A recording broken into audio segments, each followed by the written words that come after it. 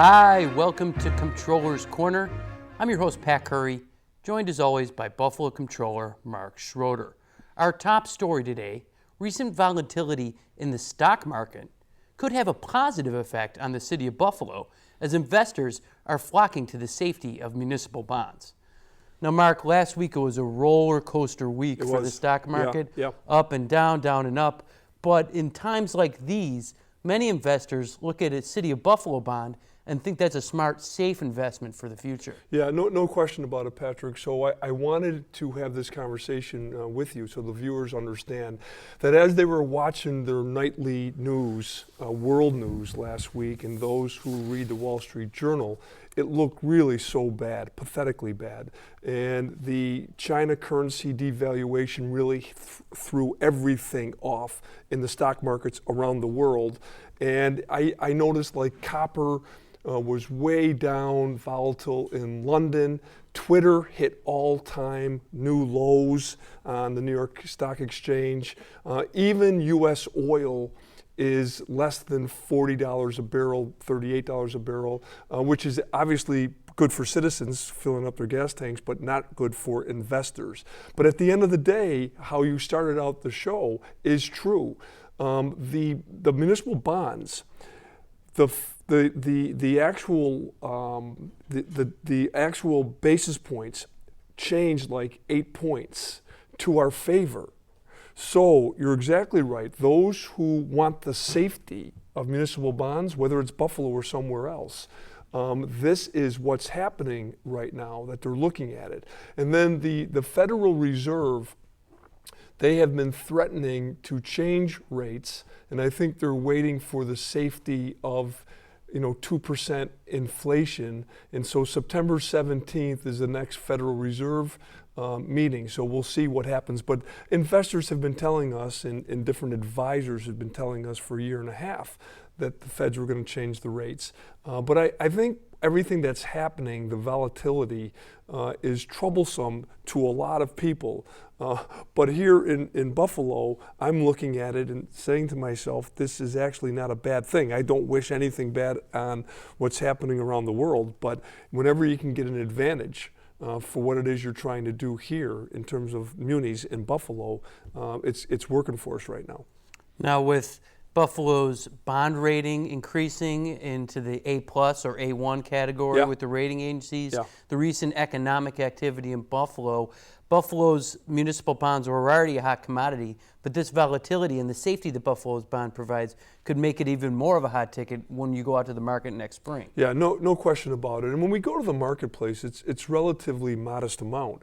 But to your point, when we went to the market a few months ago to do a refunding, and it was a huge deal, $432 million deal, which yielded the Buffalo School District $27 million. That's a big deal. And when investors from Chicago and New York are very interested in buying Buffalo paper, that is something that we should be proud of, and something that we want to take advantage of. And the volatility in the world market also gives Buffalo an advantage here because things are going our way. Now, in the old days when Buffalo had its financial difficulties, they would often do what's called a negotiated sale of their bonds, where they would work with a group and pick one. But now what you've done since you've been comptroller is you made it an open bidding process, which has created a competitive environment with investors all over the country vying for Buffalo's bonds out there. And what that has done, in a few years prior, you've had as much as 18 or even more than that investors vying for the city's business. And what that does is lower the price for the city of Buffalo to go out there and borrow. It reduces the interest cost that taxpayers have to pay to fund these capital projects. Exactly right, Patrick. And so that's the best position the city of Buffalo can be in, is when you have competition. And so embarrassing to Buffalo back then, the New York State Legislature every year has to pass a bill to give Buffalo the opportunity to negotiate if that's what we have to do. We haven't used that tool. If you have to use it, you have to use it, but we have not had to use it over the last 4 years that I've been the comptroller, and that's the way to do deals because it yields more revenue to Buffalo. And it makes it so the city doesn't have to increase property taxes as much as they would have to cover the debt service, because if the interest rate's lower, then they wouldn't have to turn to property taxes to pay off that Exactly. debt. And so it's worked for us, and we hope it continues that way. Now, speaking of going to the market this spring, the start of that process just occurred. That really kicks off the capital planning process, really gets kicked off when you issue what's called the Comptroller's Estimate and Report. Right. Now, this is required by the city charter. Yep. It's a way for you to look at the city's current debt burden, look at the current projects on the books, and make observations and recommendations about the city moving forward. Yeah. One of the things that's troubled you in the past is the city wasn't spending the money it borrowed soon enough and quickly enough. And now, since you've been making this a priority in your estimates and report and the whole capital planning progress, you've actually seen some very significant progress in the way that the administration's spending the funds, Yeah. which reduces the interest costs to the city and helps the city fund these projects quicker and Yeah. get the money spent out in a faster and more expedient manner. Yeah, absolutely. And they, in all due respect to the city, they could do better, but they have over the last 4 years. They have progressed, and so it's important. And I've had this conversation with the mayor. I've had this conversation with members of the council. It's very, very important that we all understand the objective and what we need to do, and the conversations that I have in particular with the rating agencies. And so at the end of the day, mission accomplished, that the administration, the Common Council, they understand the concerns of the Comptroller and my management team, and they are doing a pretty good job each and every year, doing better in spending down the money. And so we're gonna be persistent. The process, as you stated, is now just begun for another capital improvement projects that the citizens group and the mayor and the Common Council will take a look at. But at the end of the day, this is where the Comptroller has the elastic power, Patrick, to actually say what we're going to the market for. And if I have empirical evidence from them that they are ready with the project and they're going to be able to spend it down in a reasonable period of time, reasonableness under IRS regulations, then we will go to the marketplace and do that for the administration. Now, in previous year's estimates and report, you had put a additional cap on what your maximum borrowing amount would. You had reduced it by 15% one year. Right. Noting some progress, you reduced it by 10%. And this year, because of the progress made, you haven't reduced the borrowing amount at all. Right. So, but with the caveat being that you're still only going to borrow for a project if you're confident that project will begin in that calendar year. Yeah. And you were still going to have to make sure all these projects pass your muster before you're going to go to the marketplace and before you're going to incur interest costs on taxpayers for that project. That's exactly right. And so when I understand that when there's a departure, when you're doing something different than what previous controllers have done, I get that. So it was really upon me to communicate clearly to the administration to why we were doing it and why it's in our best interest to do it. And when I first explained it to all of them 4 years ago, they weren't too happy about it. But I think now they understand there's a reason to do it this way, and if everybody works together. But at the end of the day, even though they're making progress, I am not going to go to the marketplace unless I know that they're going to be able to spend down that money. And if we need to provide other tools, it's a policy decision, it's something that the administration and the council has the ability to do. But at the end of the day, my fiscal responsibility is that I am not going to the marketplace to borrow money unless I'm assured that that money is going to be spent down in a reasonable way. And the broader issue, and you mentioned in your report, is that although there's numerous amounts of worthwhile projects and capital projects and needs in the city, is something that there's a lot of need for, but the city's debt burden is also very high. Yeah. And all three rating agencies have consistently said that the debt burden is too high, and that the city has put together a policy where we retire more debt than is issued each year. Right. So they said, well, the city's debt burden is high, at least they have this policy in place, and it will gradually moderate. So your point in the estimated report is now is not the time to depart from that policy. Right. And we must continue to retire more debt than we issue each year. Yeah. So while there might be more need out there, you have to take a prudent approach to how much you borrow and how much interest you incur. Yeah, no question about it. And we always take to heart what Wall Street and what the rating agencies are saying, but also it's relative. Right now, we have retired a great deal of debt, and even though the rating agencies are saying it's still high, imagine what they were saying, Patrick, 10 years ago when it was nearly out of control and at the ceiling, nowhere else to go. So we've done well. We need to really keep our eye on the ball, and we will. That's our job to do that. And we also have a responsibility to communicate to others so that they understand why we're doing it. And so I think we've done that, and we're going to continue along that path over the next 4 years as well.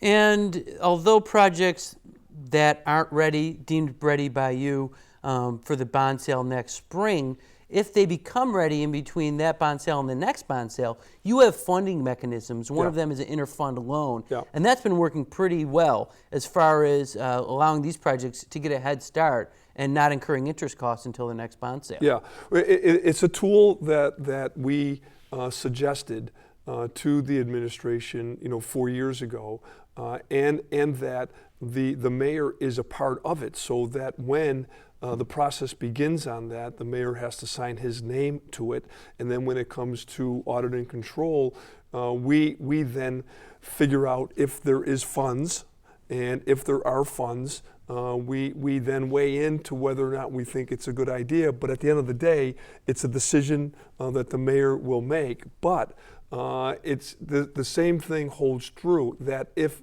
we don't feel that they're going to be able to spend the money, then there's no way I'm signing, or there's no way I'm going to the marketplace to borrow if I don't feel confident. Now, Mark, we've got to take a brief break, but when I get back, the rating agencies are looking at our debt, but they're also looking at collective bargaining agreements between the city and its employees. When I get back, I want to talk about some recent developments on that front. Great, Patrick. Stay tuned for more Comptroller's Corner after this. The Buffalo Employment and Training Center is your one-stop source. The center conveniently brings employment, training, and other workforce services to customers and employers in a one-stop environment. And the center is open and free to anyone seeking employment. If you are out of work, not happy with your current job, or are looking to improve your computer skills, the Buffalo Employment and Training Center is right for you. We are conveniently located in downtown Buffalo at 77 Goodell Street with plenty of free parking. So, what are you waiting for? Give us a call at 856-JOBS. That's 856-JOBS today.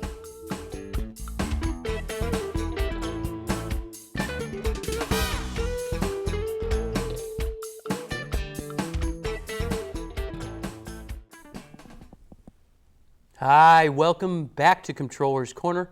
I'm your host, Pat Curry, joined as always by Buffalo Comptroller Mark Schroeder. The City of Buffalo has reached an agreement with the police union on a new collective bargaining agreement moving forward. Now, Mark, when you were talking to the rating agencies a few years ago, there was a lot of uncertainty in the air. There was no agreement with the fire or the white collar or the police union.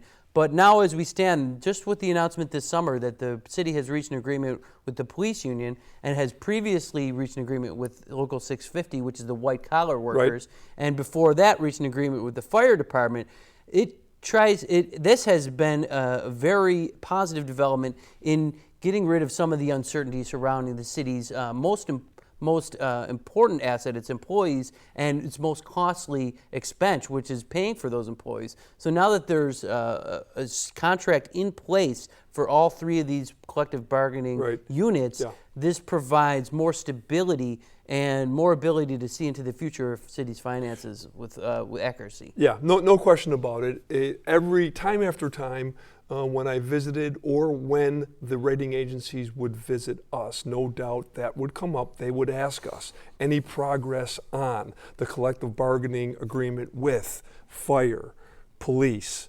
650, the white collar. And so you're right now that all three have been put to bed.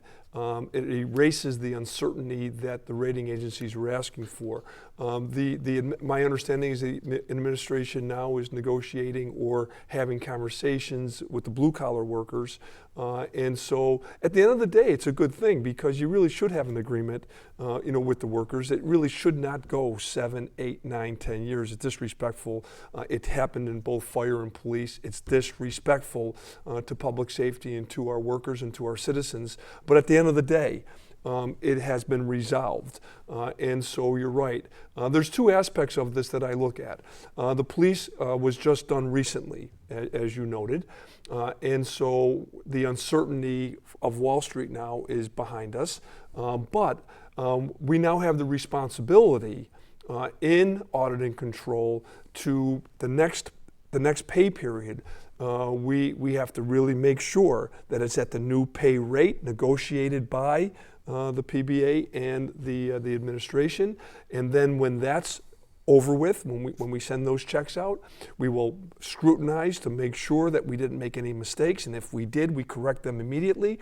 And then shortly thereafter, a couple of weeks thereafter, there are some retroactive checks that we have to get out. There's a total of 4. In that we want to make sure it's done in a way that's correct the first time. And so I give a lot of credit to all of the people in audit and control who are working on that right now over the next 2 weeks. That's on my mind. We want to do it right. But then when it's out there, then we can rest a little bit knowing that Wall Street isn't worried anymore because these contracts are multiple year contracts, so we don't have to worry going forward over the next 4 or 5 years. Now, mentioning the fire department, their new contract is in place, and they just made a significant hire of over 100 new employees. Yeah, historic. Now, this is something that will be a positive development for the city because the overtime was getting out of control for the fire department because they were so understaffed. Yeah. Many firefighters had to work additional hours just to make sure that the public safety angle was covered and that the man hours were covered Sure. as far as basic minimum requirements. Yeah. Now, the overtime in previous years were as high as 9 and 12 million, but with these new hires, you're going to see that overtime number come down into a more manageable number. Yeah, and not only is it important to I mean, you're always, Patrick, at the end of the day, you're going to have overtime in public safety because when the firefighters or the police officers, if they're not feeling well, there is no reason for them to go into work because their jobs are so important, so tedious, and they have to have a certain physical strength each and every day when they get up and then they go to work. And if something prevents them from going to work, it is then going to allow for overtime. That's going to happen. But what was happening over the last several years is that they were understaffed to a point that it was ridiculous. And to have overtime that's anywhere from 9, 10, 11, 12, 13 million dollars a year is outrageous. And so recently it was historic. The city of Buffalo put on 2 fire classes which equal about 109 firefighters. And so therefore at the end of the day it appears, and it looks like they're doing another class. The rumor is that they're doing another class coming up, over the next couple of months, and so therefore they will now be at either full strength or near full strength, which should minimize overtime.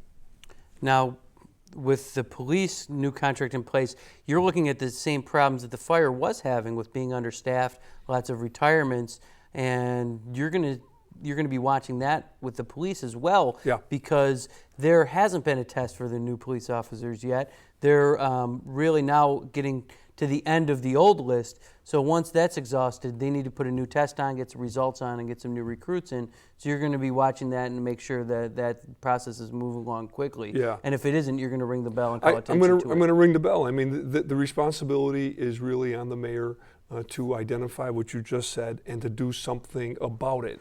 If they don't do anything about it, I ring the bell just to make sure they understand that it's pending and it needs to be done and do it.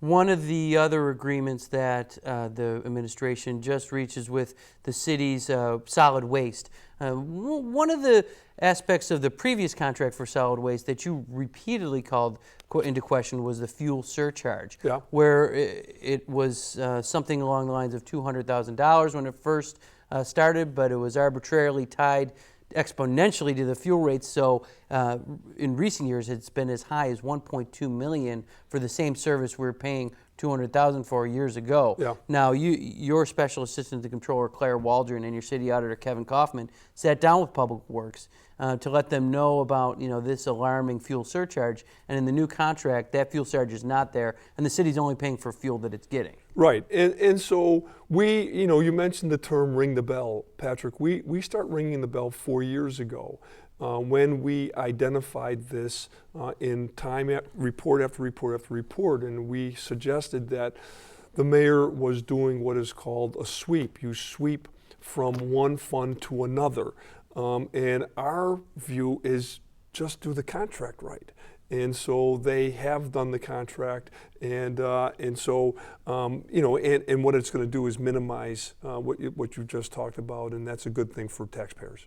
And they've also hired a recycling coordinator. You're hoping that could increase the revenue we get from recycling and decrease the amount of solid waste that's actually on the street. So that could actually help us in that area. But too. I've heard this recyclable thing time after time after time, and they're not moving the pin up at all. And so they have gimmicks and all these, 34 in 2015 or whatever they're doing, and there's these cute slogans that they're making. But they really need to penetrate and do a better job, because I'm getting tired of hearing about how they're going to do better on recyclables, and they're not doing it. Because if they do better, the revenue does come into the city. That will make us happy. Now, switching gears to your department, you've had a lecture series. We've talked about John Murphy from the Bills being on, and Gary McGooey from Franklin Covey, Yeah. The 7 Habits of Effective People. Now, you brought Gary McGooey back to craft a new mission statement for your department. Yep. And this is a process that it's going to involve every single employee in your department, and they're going to have buy-in, and they're going to have a role in this process. And you're very excited about where you're going with this project, and you're hoping to have this new mission I'm so statement by the end excited, of the year. and I will tell you, in all due respect to all past controllers since 1848 and all past mayors since 1832, they're probably rolling in their grave and saying, what is this guy doing? He's doing a strategic plan, and he's doing a mission statement. It's never been done before. We attempted it 4 years ago, and we did a very good job in establishing a strategic plan for audit and control. But no cost to the citizens of Buffalo. My friend Gary McGooey from Franklin Covey is coming in to help my management team come up with a mission statement for fiscal control, for audit and control in 2016, and a strategic plan. We're very excited about it, and Gary came in last week. He's going to come in another couple of times. I'm giving my management team an opportunity to sit with him. All employees will be a part of this, and they will be a part of an exchange so that they can give us their ideas on how we can do better for the people that I represent as their controller.